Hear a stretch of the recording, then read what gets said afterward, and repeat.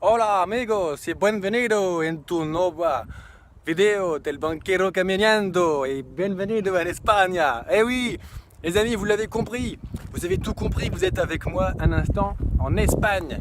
En Espagne pour qu'on fête ensemble les 10 semaines de mon expédition France-Iberia. Et je suis ici, vous êtes ici avec moi dans les Asturies, c'est-à-dire coincé entre mer et montagne. Nous sommes sur une montagne qui s'élève à 500 mètres d'altitude, sur laquelle je suis sur un de ses flancs. Et derrière moi, ici, on va trouver la plaine, qui est particulièrement rétrécie, mais on est en général sur 3-4 km de plaine de terres arables bien cultivées. Et au bout là-bas, c'est l'océan Atlantique. L'océan dans toute son immensité. Alors, aujourd'hui, on se retrouve 10 semaines de France-Iberia. Alors déjà, c'est pas la peine d'aller chercher la vidéo 9 semaines de France-Iberia. Il n'y en a pas. La dernière vidéo dans laquelle nous nous sommes retrouvés, c'est ma dernière vidéo portugaise qui était France-Iberia 2 mois. J'étais alors dans la magnifique forteresse de Valencia, sur le bord du Rio Minho. Et depuis, qu'est-ce qui s'est passé? On va en parler un petit peu ensemble maintenant. Qu'est-ce qui s'est passé?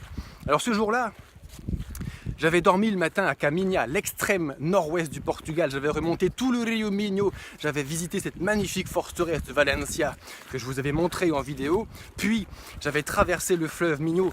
J'étais surexcité. C'était un moment extraordinaire de France-Iberia à la fin de toute la traversée intégrale du Portugal. Et le début de la traversée de l'Espagne. J'étais surexcité, donc j'ai foncé droit vers le nord pour continuer effectivement mon avancée et de manger des kilomètres. Et je suis arrivé à la petite ville de Touille. Alors là ça monte, donc je vais être essoufflé, attention les ballons. J'arrive donc à la petite ville de Touille, qui est une sorte de petite Carcassonne très médiévale, magnifique. Alors je vois mes premiers Espagnols, mes premières Espagnoles, c'est un moment extraordinaire. Et je traverse la ville, et sur la place, un bar où il y avait des pèlerins qui étaient en train de boire des bières et manger des plats bien gras partout. Et j'entends David, David. C'est pas possible en Espagne, personne ne le connaît en Espagne. Pas encore. Et si, il y avait Mario. Mario, c'est un Italo-germanique que j'avais rencontré 3 jours avant au nord de Porto. Lui avait pris le Camino dans les terres du Portugal et moi le Camino sur les rives, sur la côte. Et à quelques heures près, on est arrivé à Touille en même temps. Alors voilà, je m'installe avec eux et cette joyeuse équipée d'Allemands. Et une petite heure, puis après je me sauve, j'étais pressé, il faisait presque nuit. J'avais marché 40 km dans la journée, et donc j'ai planté ma tente. En gros, à la sortie de Touille, il y a une petite église avec une petite cure abandonnée. J'ai dormi dans le jardin du curé en plantant ma tente dans les fougères pour pas qu'on me voie.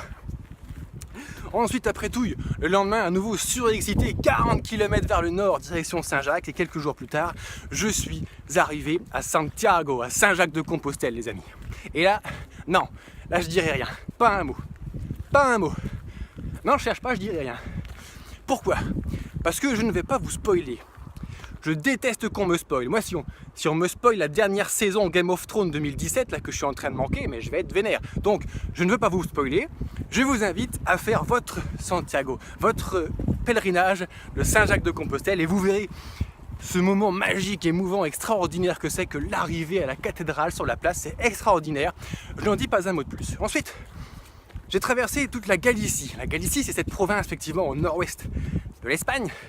En 7 jours, 30 km par jour, à fond les ballons, jusqu'au contrefort des Asturies. La Galicie, c'est amusant parce que, venant du Portugal, quand je suis arrivé en Galicie, je me suis dit, mais pourquoi les Espagnols parlent portugais? Pourquoi est-ce qu'ils écrivent portugais? Parce qu'en réalité, le galicien et le portugais, c'est extrêmement similaire. Extrêmement similaire. C'est très amusant. En termes linguistiques, architectural, c'est vraiment extrêmement similaire.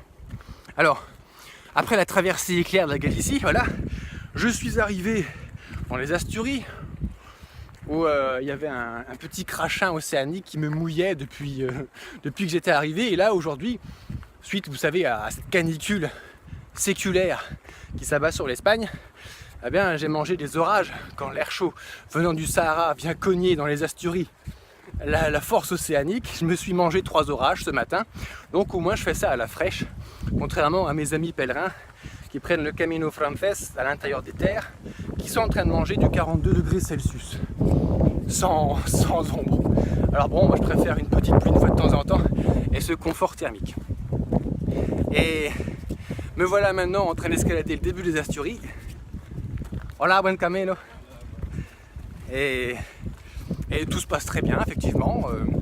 Alors, en termes de fréquentation, ce qui est amusant, c'est que je suis reparti de Santiago à contresens sur le Camino Frances. Donc j'ai dit bonjour 1000 fois dans la matinée, dans la journée, extraordinaire.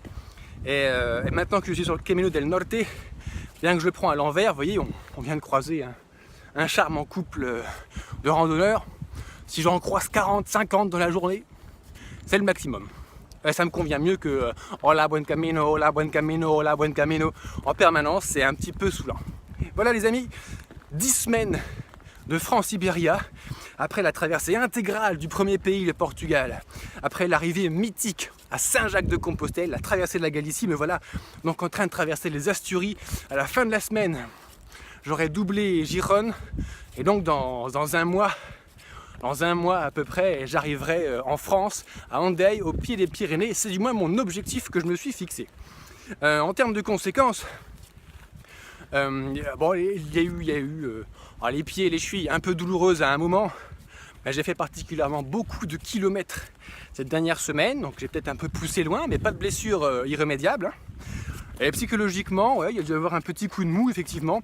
Mais je n'en dis pas plus, je ferai une conclusion sur le 6 mois de solitude à la fin de mon aventure. Parce que tout ça est très changeant, il y a des cycles, des paliers, c'est extrêmement intéressant psychologiquement. On en reparlera, si vous le voulez bien, un petit peu plus tard.